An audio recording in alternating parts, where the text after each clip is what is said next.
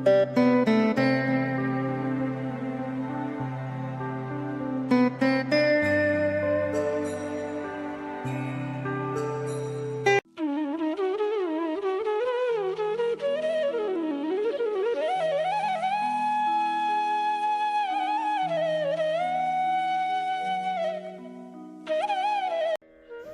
मुकुट पीतांबर सोहे, गल बैजंती माला।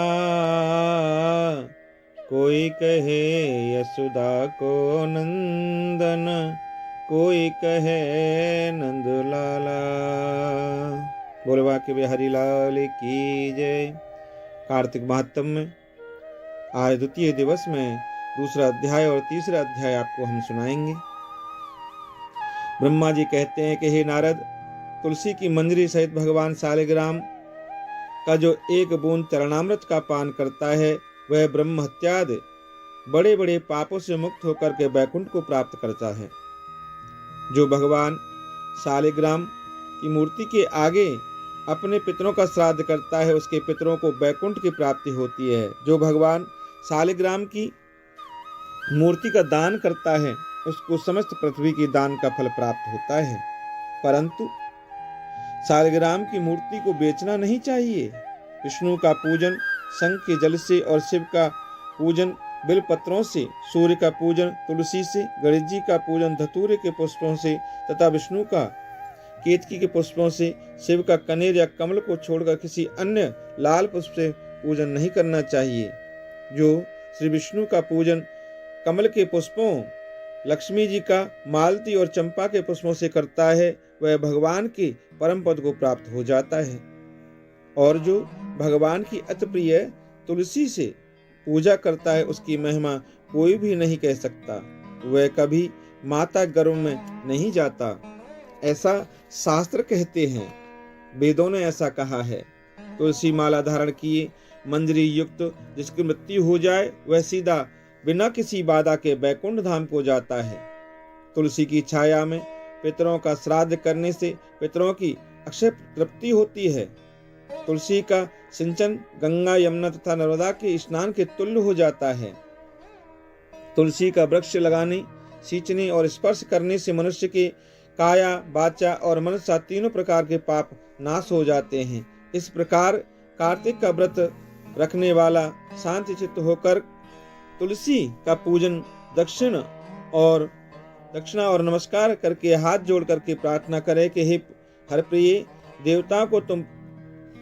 देवताओं ने तुमको बनाया, मुनीश्वरों ने तुम्हारा पूजन किया और मैं आपको नमस्कार करता हूँ। इस प्रकार प्रार्थना करे।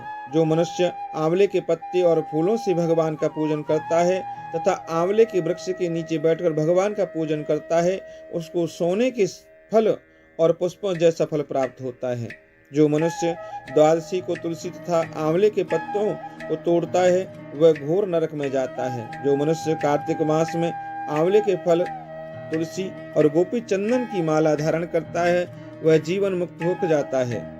इस प्रकार व्रती पुरुष भोजन करके चंदन, पुष्प, पान और दक्षिणा से ब्राह्मण को प्रसन्न करे, सारे मास भूमि पर शयन करे, ब्रह्मचर्य का पालन करे, पत्तल में एक समय भोजन करे, मौन व्रत धारण करे, वह सूरवीर और कांतिमान होता है। जो एक समय भोजन करता है, वह भी आंवले के नीचे बैठकर उसके 1 वर्ष के पाप नष्ट हो जाते हैं। व्रती मनुष्य को शहद, कांजी, दाल, तेल, कच्चा भोजन, दूसरे का अन्न तथा किसी प्रकार का तामसी भोजन तथा बुरे नामों वाली वस्तु का भोजन नहीं करना चाहिए। रविवार को आंवला न खाए, देव, वेद, गौ और ब्राह्मण की निंदा न करे, मांस आदि का सेवन न करे। अब सब प्रकार के मांस कहते हैं मिट्टी में उत्पन्न हुए नमक, मसूर, बासी भोजन, तांबे के पात्र में डाला हुआ दूध आदि केवल अपने लिए ही पकाया हुआ भोजन, यह सब मांस के बराबर होते हैं। लहसुन, प्याज, पृथ्वी का फूल, गोभी आदि, मूली, गाजर, जंगली घिया, बैंगन, पैठा दोबारा पकाया हुआ भोजन नहीं खाना चाहिए। रजस्वला स्त्री, मलेच्छ, पतित, पाखंडी आदि से वार्तालाप नहीं करना चाहिए। इन तिथियों में इन एक एक चीजों का भोजन नहीं करना चाहिए। प्रतिपदा को पैठा, द्वितीया को बैंगन, तीज को पृथ्वी का फूल जिसे गोभी का फूल कहते हैं, चौथ को मूली, पंचमी को बेलफल, छठ को कलिंदा, सप्तमी को आंवला, अष्टमी को नारियल, नवमी को जंगली घिया, दशमी को परमल, एकादशी को बेर, द्वादशी को मसूर, त्रयोदशी को पान, चतुर्दशी अथवा अमावस्या और पूर्णमासी को नारी का साग नहीं खाना चाहिए। जय जय श्री राधे। बोल वृंदावन बिहारी लाल की जय। तृतीय अध्याय है। इतनी कथा सुनकर श्री नारद जी ने पूछा कि हे न ब्राह्मण, आप मुझे उत्तम देवता का पूजन बताएं। तब ब्रह्मा जी ने कहा कि हे पुत्र, गंडकी नदी के उत्तर की ओर गिरजा के दक्षिण में 40 कोस की पृथ्वी महाक्षेत्र कहलाती है।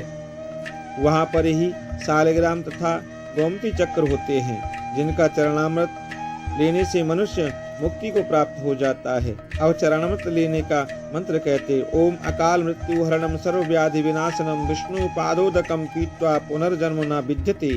इस मंत्र को पढ़कर भगवान सालिग्राम का चरणामृत लेना चाहिए। शंख में भरा हुआ भगवान पर चढ़ाया हुआ जल अंग में लगने से सब प्रकार के रोगों को दूर हो जाते हैं और पाप भी नष्ट हो जाते हैं तथा मनुष्य मुक्ति को प्राप्त हो जाता है। जिस गोमती में एक चक्र हो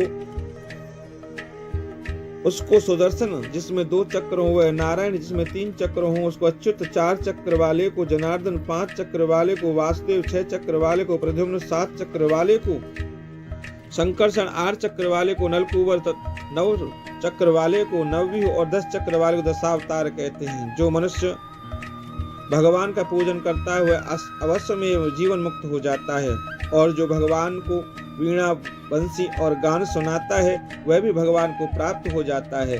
जो भगवान के आगे मृदंग बजाता है वह भगवान को अत्यंत प्रिय होता है। जो भगवान के आगे धूप जलाता है वह कभी नरकगामी नहीं होता। पूजन चाहे मंत्र से हीन हो चाहे क्रिया से हीन हो, परंतु जो श्रद्धा से किया गया हो वही पूर्ण होता है। जय जय श्री राधे। जय जय श्री राधे। बोल वृंदावन बिहारी लाल की जय।